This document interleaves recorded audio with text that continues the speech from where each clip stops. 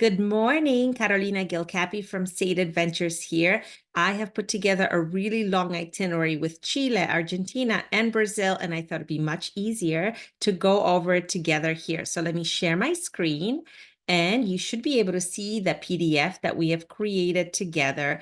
This trip is built around March of 2025, which is peak season in Patagonia and perfect for exploring that part of the world. But let's go through day by day. And of course, this is a private trip. We can tweak it in any way. March 14th, we will take that overnight flight into Santiago, Chile.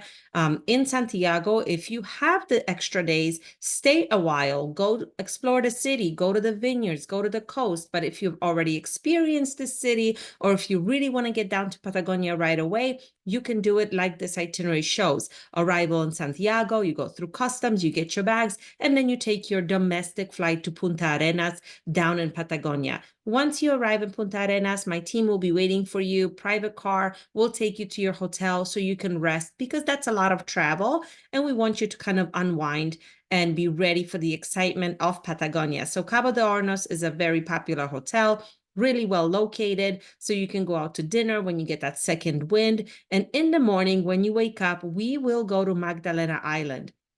Magdalena Island is known for one thing and one thing only, and that's hundreds and hundreds of penguins. So you'll be able to get a taste of what it's like, maybe going down to the fjords or to Antarctica. You get a glimpse of these rookeries here on the island. Everything is included, your transportation to the port, your ferries, every English-speaking guide, and so on.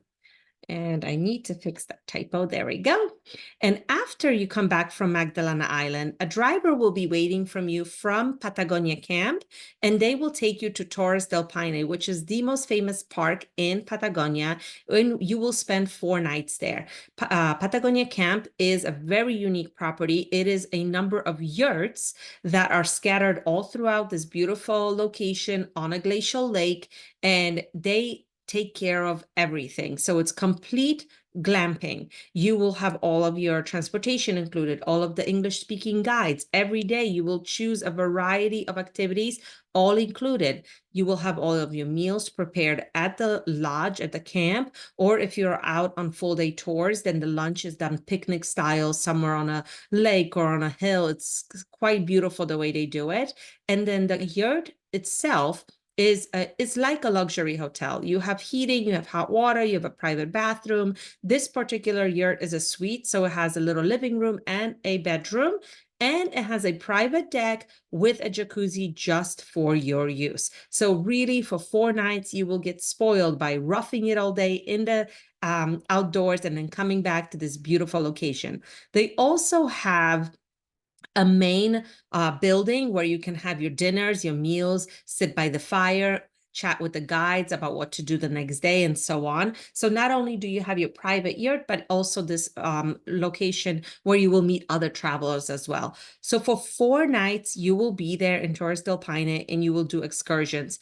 They have a list of about 25 excursions available daily. So you sign up for hikes, for kayaking, for going to the glaciers, for those peaks, full day, really extensive hikes or half day walks, and bird watching. So many different options down in Patagonia, and they have a glimpse into it all. So you can really organize your itinerary with the guides according to your pace, according to your interests, and so on.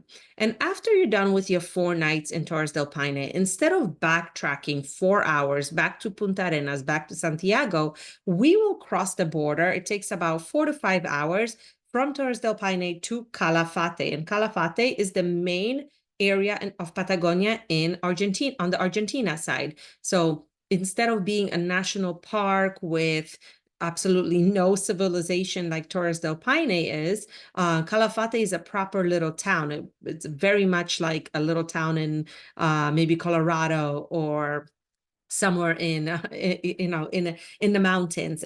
Very small, very charming, and it has plenty of little hotels scattered throughout the village. But the main reason people come to Calafate is to see Perito Moreno Glacier, which is a very famous glacier, and I'll touch on that shortly. You're going to be at the Zelena Hotel. I chose a property that's near everything. You can go into town to have dinner because you have been in the wilderness for 4 nights, so it's really nice to have a proper hotel. They have a good spa and so on. When you arrive, we're going to start with a really great welcome tour, and that's a 4x4 adventure to the balcony of Calafate, which is a great overlook. And there are caves there, and they set up a beautiful dinner for you inside the caves. So I thought that was a really neat way to welcome you to the Patagonia of Argentina. And the following day, we're going to hit Perito Moreno. Perito Moreno is the only glacier that is growing as opposed to shrinking. So it's very famous. And not only will you see it from the catwalks and from the waterway here, but you will also get on a mini trekking hike, which is really exciting. You have crampons on your shoes. You're with a guide and a small group that will go out into the ice for the whole day. It's like a 10-hour adventure. So let me know how you feel about this tour. If it's too extreme, we can skip the ice walking and we can do the catwalks and see the glacier and have a really wonderful experience in the park. We do a great picnic out there and so on.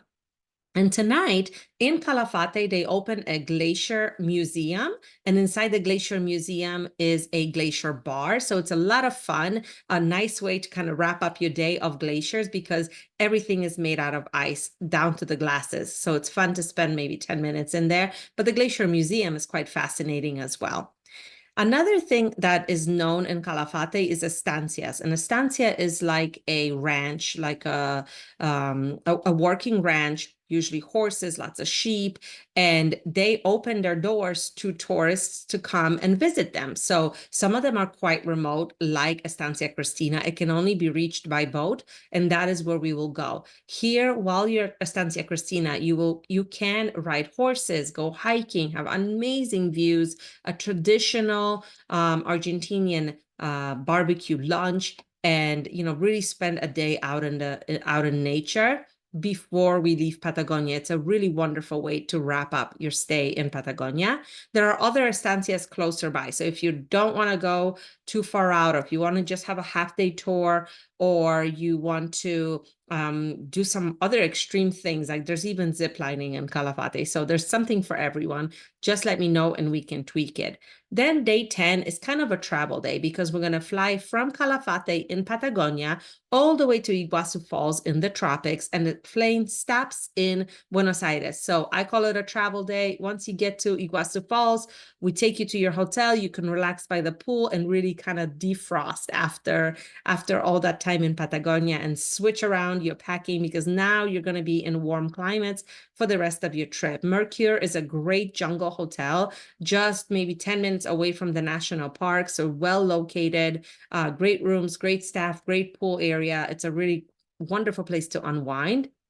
And we will be there for 2 nights. The first night is our arrival day. And the second day, we're going to see all the Argentinian side of the national park. It's a much bigger side of the park. The park is split between Argentina and Brazil. So Argentina side is all about catwalks and getting very close to the waterfalls and getting in a boat and getting soaked under the waterfall. So it's a full day adventure. All of that is included. And then on the other side of the falls is the Brazil side. So the next morning, we will go to the Brazil side. And there it's less adventurous and more of a panoramic view of all the falls at once. So it's a really nice combination to see both. And another thing that I added for you is the Argentine experience, which is for your last night in Argentina. It's a kind of hands-on dinner experience where there's a chef and he's going to cook for you, but he's also going to make it a lot of fun with tasting of wines and making empanadas together and really tasting your way through the Argentine menu. And of course, we can tweak it in any way if you have restrictions, so don't worry about that. Now, day 12, after that morning tour of the Brazil side, which takes no more than 2 to 3 hours, it's very short. You go, you see the waterfalls all in a panoramic view. There's a great site to really get close up for beautiful photos. And then we go to the airport and fly to Rio de Janeiro. So that is your last spot on on the itinerary. Once you get to Rio, we'll take you to your hotel. It's right on Copacabana Beach, beautiful views, beautiful rooftop pool. So it's a great place to relax and take in the city. It is a very energetic city, and you're going to be there in March, which is end of their summer, which is right after Carnival. So there's a lot of things happening. It's really lively. It's really wonderful. Rio is known for its food, music, passion, that it really comes alive at night. So you will see the lights of Rio, and sunsets here are absolutely stunning. So in Rio, after we're going to stay at the Miramar, which is a beautiful hotel, and we're going to focus splitting our time between Corcovado and having a carnival experience, which I'll tell you in a second. Corcovado, beautiful sights, great hiking, beautiful views. And all of this is with a private guide. So we go at our own pace. We avoid traffic. We pick a fun place for lunch and so on. And the carnival experience, and I put that down here, I think, yeah.